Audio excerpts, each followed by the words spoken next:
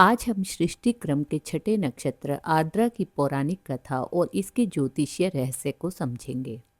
आर्द्रा नक्षत्र के स्वामी राहु हैं और इस नक्षत्र के चारों चरण मिथुन राशि में आते हैं, जिसके स्वामी बुध देवता हैं।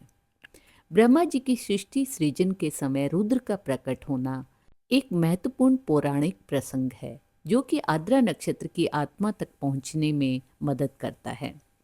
सृष्टि के प्रारंभ में जब ब्रह्मा जी ने संसार का निर्माण आरंभ किया, तो उन्होंने अपने मन से 4 तपस्वी पुत्र उत्पन्न किए: सनक, सनंदन, सनातन और सनत कुमार। ये कुमार अत्यंत पवित्र और ज्ञान तप से परिपूर्ण थे।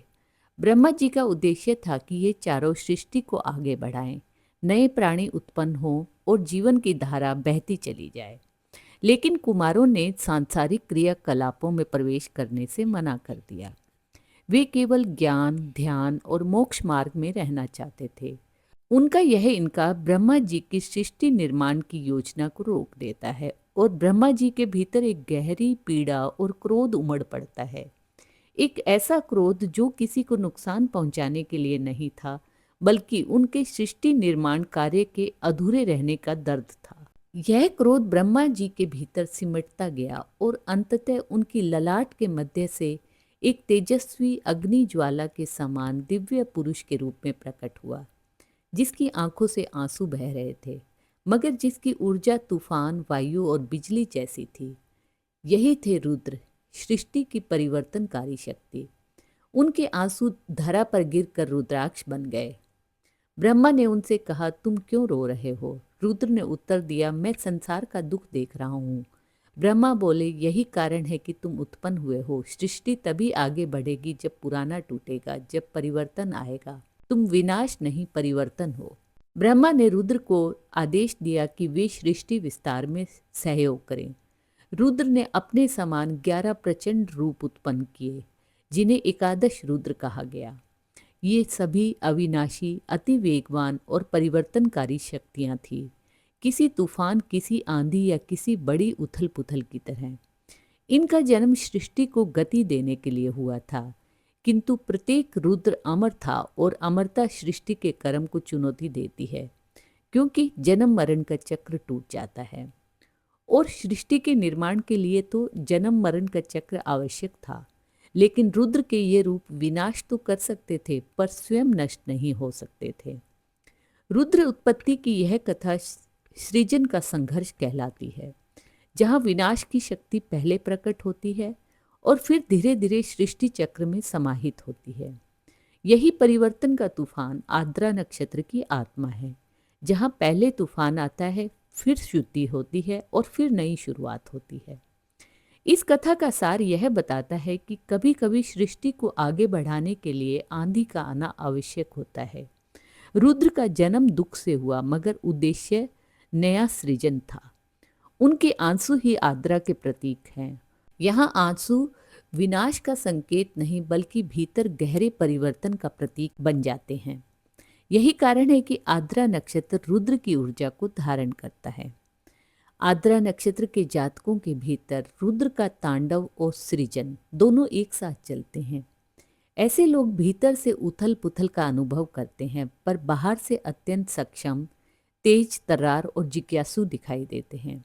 इन्हें जीवन के शुरुआती हिस्से में कठिनाइयों और भावनात्मक घावों का सामना करना पड़ता है, परंतु इन्हीं अनुभवों से इनमें अद्भुत मानसिक सहनशीलता और पुनर्निर्माण की क्षमता पैदा होती है। यह नक्षत्र तूफान के बाद शांति जैसा है, जो पहले सब कुछ उलट देता है और फिर उसी में नई व्यवस्था लाता है। राहु के प्रभाव से ये जातक हर चीज की तह तक जाना चाहते हैं, चाहे वह विज्ञान हो, चाहे मनोविज्ञान हो। खोज निकालना तो इनके स्वभाव में होता है। राहु उन्हें अपार कल्पना शक्ति और अनकन्वेंशनल सोच देता है। कभी कभी यही राहु उन्हें अत्यधिक आकर्षण और रिश्तों में जटिलता की तरफ भी ले जाता है। आर्द्रा के प्रतीक आंसू है, जिससे समझ आता है कि ये लोग भावनात्मक रूप से अत्यंत गहरे होते हैं। आंसू यहाँ कमजोरी का नहीं, बल्कि शुद्धिकरण का प्रतीक है। ये लोग दूसरों के दर्द को भी गहराई से महसूस करते हैं, इसलिए अक्सर एम्पैथेटिक होते हैं, लेकिन अपने दर्द को भीतर छिपाए रहते हैं। राशि का स्वामी बुध इन्हें तेज दिमाग और रिसर्च की मानसिकता देता है। यह बुध और राहु की जिज्ञासा मिलकर इन्हें एक ऐसा व्यक्तित्व बनाते हैं जो हर विषय की गहराई में उतरकर उसकी तह तक जाता है। इसलिए आद्रा जातक technology, research, science, psychology, politics, forensic, astrology इन क्षेत्रों में चमत्कार कर सकते हैं। आद्रा जातक का जीवन एक सीधी रेखा में नहीं होता। यह एक तूफान की तरह उठता गिरता पुनः उठता है। हर गिरावट इनके भीतर एक नया रुद्र जगा देती है, जो पुराने को नष्ट कर नए निर्माण की ओर ले जाता है। इनके रिश्तों में इसी पैटर्न की झलक मिलती है। अत्यधिक भावनात्मक गहराई, कभी कभी संघर्ष और अंततः एक ऐसा साथी जिसकी ऊर्जा इनकी तूफानी प्रकृति को समझ सके। भावनात्मक रूप से ये लोग प्रेम में अत्यंत वफादार होते हैं, धोखे को सहन नहीं कर पाते। निर्णय लेते समय शार्प होते हैं, लेकिन गुस्से में गलत बात भी कह सकते हैं। हालांकि बाद में वही बुद्धि अपनी गलती का एहसास भी करा देती है। आद्रा नक्षत्र की ऊर्जा रुद्र की ऊर्जा है, तोड़ना, शुद्ध करना और फिर नया बनाना। इस ऊर्जा को सही दिशा मिले तो जातक असाधारण होकर चमकता है, पर यदि दिशा न मिले तो अंदर ही अंदर तूफान बन जाता है। इसलिए नीचे दिए उपाय रुद्र की इस शक्ति को संतुलित करने, राहु को शांत करने और बुध को प्रबल बनाने के लिए हैं। सोमवार के दिन ओम नमः शिवाय और महामृत्युंजय का जाप करते हुए शिवलिंग पर दूध या गंगा जल से अभिषेक करें। जब जल शिवलिंग पर बहता है तो रुद्र की क्रोध ऊर्जा पिघलकर शांति में बदलती है। यह उपाय जातक के भीतर के गुस्से और बेचैनी को दूर करता है। राहु को शांत करने के लिए घर में शाम को लौंग की धूप या गुगल जलाएं। यह उपाय राहु द्वारा पैदा होने वाले मन के डर, भ्रम और अचानक होने वाले उतार चढ़ाव को कम करता है। हरी मूंग का दान बुधवार को करें। छोटी हरी इलायची हमेशा अपने साथ रखें और गाय को हरी घास खिलाएं। ये उपाय बुध को प्रबल करते हैं और जातक मानसिक रूप से स्थिर होता है, निर्णय ठीक लेता है और अपने तूफान को ज्ञान में बदल देता है। आद्रा जातक अक्सर भावनाएं भीतर दबा लेते हैं और रुद्र का भाव भीतर कैद हो जाए तो मन अस्थिर हो जाता है। इसलिए रुद्र एनर्जी को बाहर निकालने के लिए अपनी परेशानी कागज पर लिखें और फिर उस कागज को नष्ट कर दें। ओम नमः शिवाय और ओम रुद्राय नमः के जाप से भी ये मन की आंधी को शांत करते हैं। मन भीतर से मजबूत और शांत होता है। आद्रा के प्रतीक आंसू है, इसलिए जल ही इनका उपचार है।